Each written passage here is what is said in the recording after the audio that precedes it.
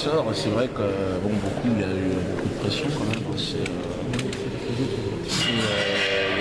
avait tout un tas de témoins, il a fallu écouter, c'était assez long. Bon, j'ai exprimé en tant que spécialiste de la quenelle. J'ai parlé de l'atelier de chansons de potage, on a aussi un groupe là-bas d'experts. Donc la quenelle d'Alain Soral n'était pas réglementaire au départ. Il semblerait, il s'est rattrapé un peu, il nous a expliqué qu'il était habité par une autre idée en la réalisant, cette quenelle. Et donc on a écouté ses explications avec beaucoup d'intérêt. Il est clairement, sa quenelle était plus une quenelle de fils fucking.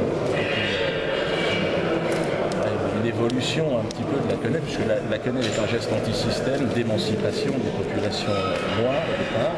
C'est le geste de l'esclave qui est dans les champs, qui dit je m'en vais, je me tire, je la montre. Quenelle, je m'en vais. Et vous regardez aussi la croix, la croix du Christ qui est là, parce que l'esclave va rencontrer sur ce chemin périlleux, évidemment, par l'esclavagisme, il va être face à face avec la religion catholique et ce que l'Occident a porté de mieux au monde esclave, c'est Jésus-Christ. C'est la seule chose d'ailleurs. Ça n'était que souffrance.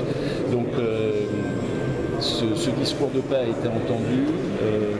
J'ai été très vigilant parce que la LICRA, et vous le savez, est poursuivie, ainsi qu'Alain Jakubowicz, qui est mis en examen pour avoir lancé une rumeur nauséabonde, insupportable, inflammatoire et injurieuse.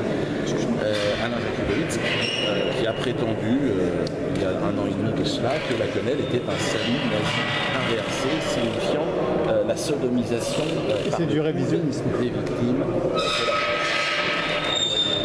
absolument scandaleux, et je ne doute pas que le tribunal à qui effectivement j'ai rappelé cette procédure, je ne doute pas qu'il soit condamné, et je l'espère très lourdement. Nous demanderons des sommes exemplaires au nom des victimes, parce qu'en disant cela, il a assassiné une nouvelle fois, non pas 6 millions, mais 600 milliards de personnes. Et donc il aura à répondre de ce qu'il a fait.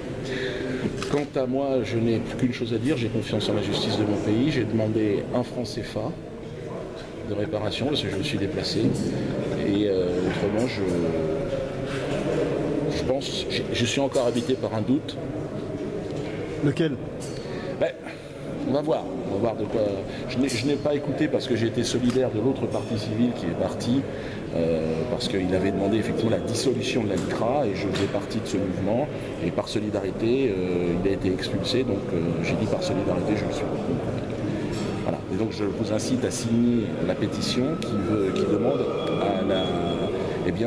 la dissolution de cette association de la haine. Et en parlant de la LICRA, il y a une collaboration entre le ministère de l'Éducation nationale et la LICRA, qu'en pensez-vous? C'est-à-dire que vous payez tous, avec votre argent, vous payez tous, il y a une subvention énorme, c'est colossal, l'argent qui est donné, je connais une partie de la somme, mais bon, je ne suis pas assez précis mais c'est beaucoup d'argent. L'État, vos impôts, vous, citoyens français, vous donnez de l'argent à cette association de la haine. Association de la haine qui a une haine de celui qui est différent de lui. C'est la haine de l'autre. Et je pense qu'effectivement, cette dissolution, elle est souhaitable pour le retour à la paix et au calme. En tout cas, ce qui a été positif, c'est qu'il y a eu à un moment donné une pause, on a pu discuter avec certaines associations, et je pense qu'il y a une sorte de... Puisque moi et Alain Soral, pour ces associations, représentons un danger absolu aujourd'hui en France, je crois que je leur ai expliqué, et je leur ai tendu la main, je leur ai dit, est-ce qu'on ne pourrait pas débattre ailleurs que devant des tribunaux, plutôt qu'encombrer les tribunaux avec l'argent public, est-ce qu'on ne pourrait pas se retrouver, faire un débat devant un public, et puis c'est au public de trancher. C'est ça l'avantage d'Internet, c'est qu'on parle, et puis après, c'est au public de se faire une opinion. Et donc je pense que certains hésitaient, il y en a quelques-uns qui m'ont pas serré la main, puis il y en a d'autres qui ont Sopo m'a serré la main. J'étais étonné, il l'a fait, et peut-être qu'il y avait pas impossible de ce côté-là. L'association J'accuse aussi, il ne m'a pas serré la main, mais il m'a reniflé, on va dire. On appelle ça reniflé. Et puis l'UEJF aussi qui... Il y a eu une sanction. Alors un grand débat Quenelle Plus, je leur ai dit, ils m'ont dit Quenelle Plus et peut-être aussi leur caméra à eux. Judaïka FM, Radio J, pourquoi pas, et on se met tous autour d'une table et on parle. Et puis c'est aux gens de se faire une opinion. C'est pas, je pense que c'est ça la transparence.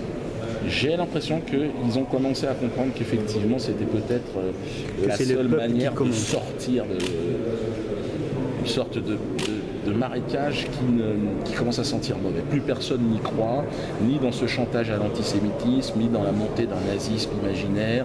J'ai posé la question d'ailleurs à une déportée à un moment donné, ou un déporté. Ils étaient 3. Enfin, oui, c'est une personne qui était dans les camps et qui a dit que la quenelle était un salut hitlérien. Alors j'étais très étonné et je lui ai dit mais je suis le créateur, l'auteur de la quenelle. C'est un geste qui fait rire. Mais oui, mais ça fait rire. Alors, est-ce qu'à ce moment-là, Hitler était un comique, puisque la quenelle sur un scène. Et elle a pris cette personne a pris un certain temps à répondre et non.